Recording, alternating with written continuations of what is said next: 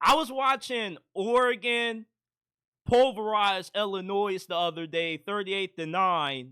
And my whole time, or the whole time I was watching that game, I was just saying to myself, like, is Oregon really a college football team? Because when you watch Oregon play, they look like an NFL team. I mean, they got defensive linemen that are like 300 plus, running 4.6, 4.7, big, huge linebackers just speeding around the field, making plays, getting big hits. And I was telling myself, like, Oregon is an NFL team cosplaying as a college football team. The Big Ten, they might have to ban Oregon from this conference because they look miles above the rest of everybody else in the Big Ten. And not just in the Big Ten in particularly, but Oregon clearly is the only elite team that we have in college football this year. They are the only team that has been consistent in their performance from week one to now. And earlier during the year, they had some scares against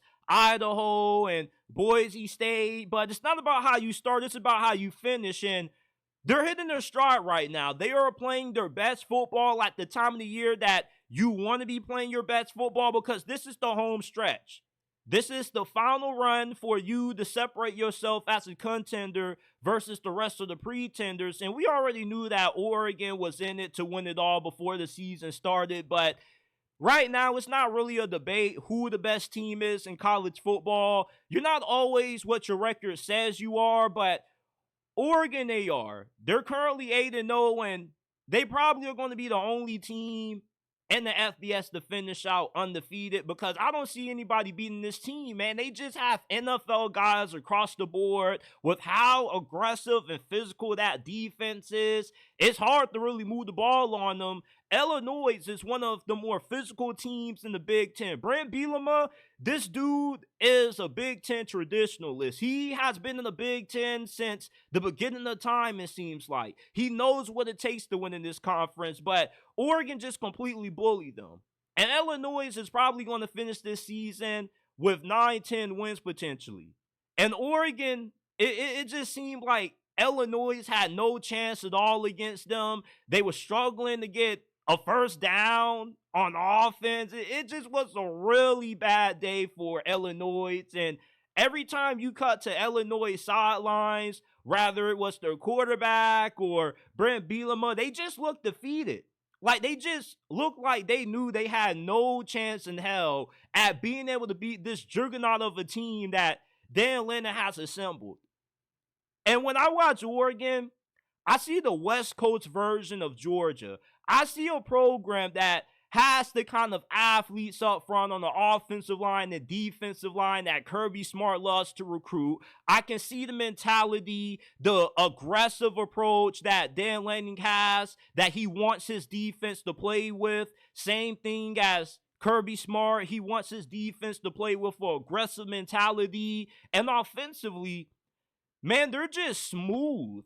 I know it kind of is a little bit unimpressive with how many short passes their offense likes to throw every game, but they also got the ability to destroy you downfield as well, like we saw against Ohio State. That was my biggest question about Oregon.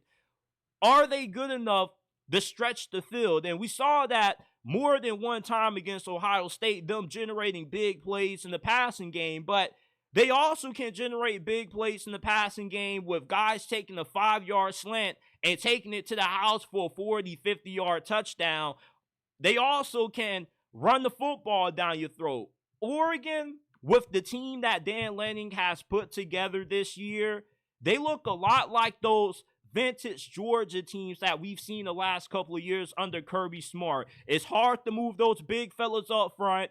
Those big fellas are pushing you around on the offense side of football, and it's pick your poison. They can beat you doing anything. If they got to beat you in the dogfight and the defensive slugfest, they can win that. But if they got to get into a shootout, they got to put up 30, 40 to beat you, they can do that as well, because they got a Heisman Trophy contender in Dylan Gabriel, and nobody's really talking enough about him. Everybody's talking about Travis Hunter, Ashton Jeanty at Boise State, but Dylan Gabriel has been just as good as everybody else. And nobody's really talking about how good this dude is playing. Like, they just scoff over it. They acknowledge it, but they really don't give Dillon Gabriel the credit he deserves for how well he's played. Like, he deserves to be in New York. He deserves to be talked about for the Heisman in the same way we talk about it when it comes to Ashton Genty and Travis Hunter. We making it seem like it's just a two-person race for this thing. Like, no, Cam Ward still is in it. Dillon Gabriel still is in it. This dude's been playing some really outstanding football. He's been efficient. He's taking care of the football. I've been nothing short of impressed with how good Dillon Gabriel has looked. And I really can't believe Oklahoma chose Jackson Arnold over this brother. That has to be one of the biggest mistakes in Oklahoma football history, allowing Dillon Gabriel to walk out the door, because he's one of the better quarterbacks that I've watched in all my years watching college football. He's not Lamar or Marcus Mariota, anything like that, but he's just really consistent.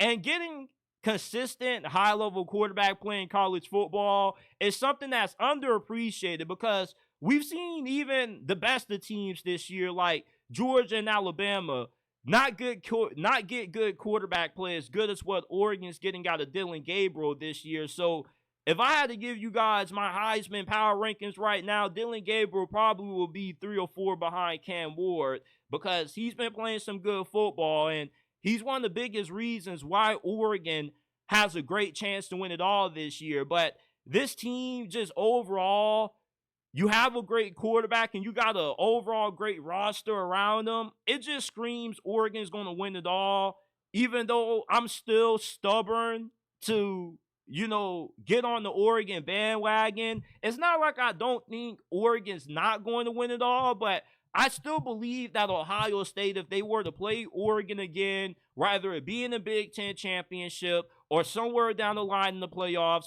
Ohio State will win the rematch, because they only lost to Oregon by 1 point. And the gap in talent between those two teams, there isn't none at all. Oregon's roster and Ohio State's roster, they both are about the same. They both have the same amount of NFL guys. They both spent a good amount of money in NIL to assemble these rosters. So I expect these two teams to be probably in the conversation to win it all when it's all said and done. I wouldn't be surprised if we've seen the Oregon versus Ohio State national championship with the way this season is playing out. But Oregon just is unfair. The Big Ten, it's pretty obvious that Oregon is the king of the crop in this conference for the moment, because the gap between them and everybody else in this conference is really noticeable, with the speed differential, the size differential. Just Oregon is just so much better than everybody else in this conference.